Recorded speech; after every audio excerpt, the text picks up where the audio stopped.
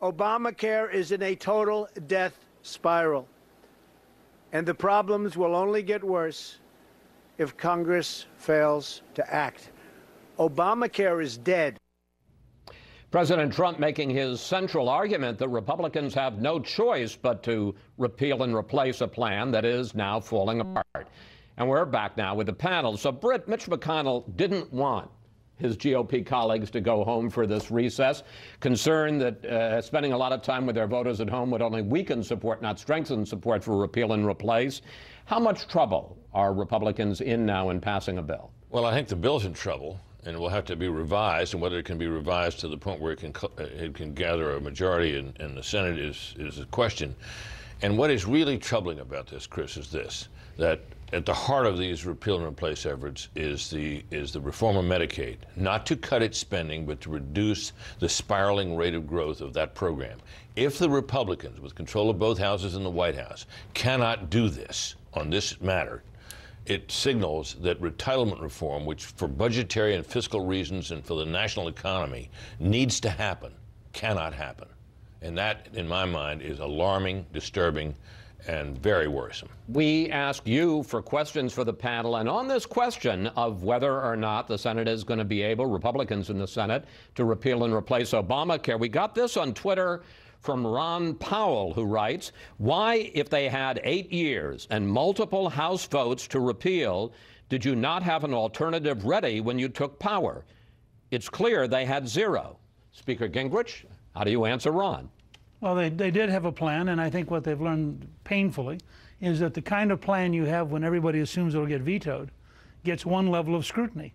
The kind of plan you have when everybody thinks it's going to become law skyrockets. So they found to be much harder than they thought it would be. My personal bet would be that McConnell will find the votes, and I think it's possible if they get a package that can actually run from the most conservative member to the most moderate member in the Senate, that'll just be passed by the House without a conference. I think people really want to get this done, and I think McConnell, again, you had, I think just now, a senator who really understands this issue and who I think was able to outline as a medical doctor the right direction. They're going to keep churning for another 2 weeks. The deadline's good for them. The Senate tends to operate best when it's faced with a really big deadline, and I think they'll get something done before the August break. But what about Britt's question? Because that is one of the big concerns. And President Obama and the Democrats expanded Medicaid, covered people that weren't previously covered. Millions of people got it under there. This, while it is true that it doesn't cut Medicaid, it slows the rate of growth of Medicaid. Some people who now have coverage eventually would lose coverage. And in states that didn't expand Medicaid, there's a tremendous concern that they're going to be stuck in an inferior position.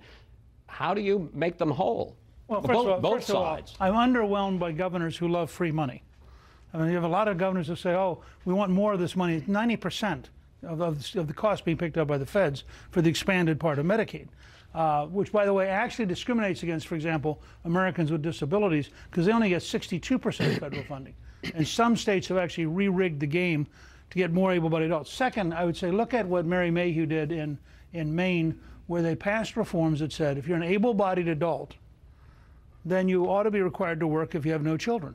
Medicaid has expanded dramatically into zones it was never designed for, and I think the American people would support reforms that had work requirements attached to people who are able-bodied adults. Juan, what do you think are the chances that Republicans fail to pass anything on repeal and replace, which I think there's a growing sentiment here in Washington, and if they fail to pass it after 7 years of promising they would, what's the backlash they'll face in 2018? Well, I think, by the way, the premise of your question is right on target, because at this point it looks to me like really what the Republicans are up against is embarrassment with the Republican base that they are not in position to pass repeal and replace after so many years, so much rhetoric and votes to undo Obamacare.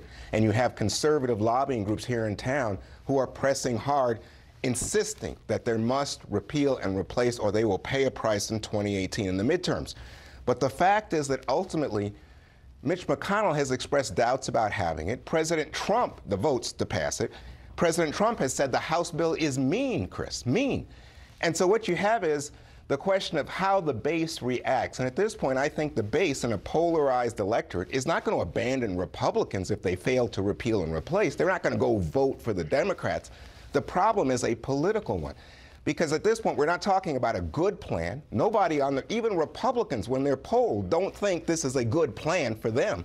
That's what you saw in the town hall meeting. So you don't have repeal and replace. Nobody's building a border wall. No tax cuts, no tax reform. Dreamers still here. You got to think, hey, Republicans, did you buy a bill of goods or what? I think folks should just go home, put the blanket over their head and go back to sleep.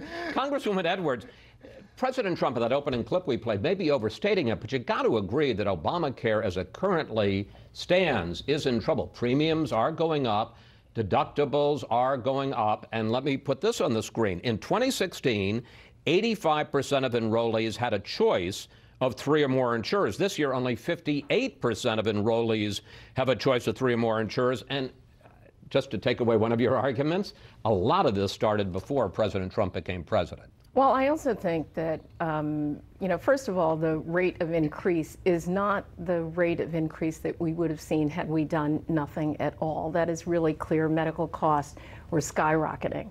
And so I think that now, the Trump administration has done some things to really destabilize the system, and I think insurers. Yeah, but in fairness, this is the point I was trying to take away from you. A lot of it was already in trouble. But let me just say this: I mean, over this last year, we have heard message after message about the need to repeal and replace, and it has created total instability in the system. And I think insurers rightly don't know what's going on, and so we know that there are things that can be done to strengthen the Affordable Care Act that Republicans and Democrats can agree on, things like removing the excise tax, making sure that we provide greater incentives for young people to be in the system so that we have a greater pool. And so there are any number of things that can be done on a bipartisan basis, and that's where I'd like to see this go, making sure that people like me with pre-existing conditions are able to get affordable health care at the end of the day. You've got 20 seconds. Republicans face the problem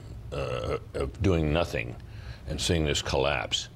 Make no mistake about it, Chris. They will be blamed. They control everything. If it collapses and people are worse off, that's as big a problem. Is at least as big a problem as whatever they pass. And it was meaningful, I thought, that Mitch McConnell said if we can't pass repeal and replace, we're going to have to work with Democrats to try to fix it. Thank you, panel. See you next Sunday.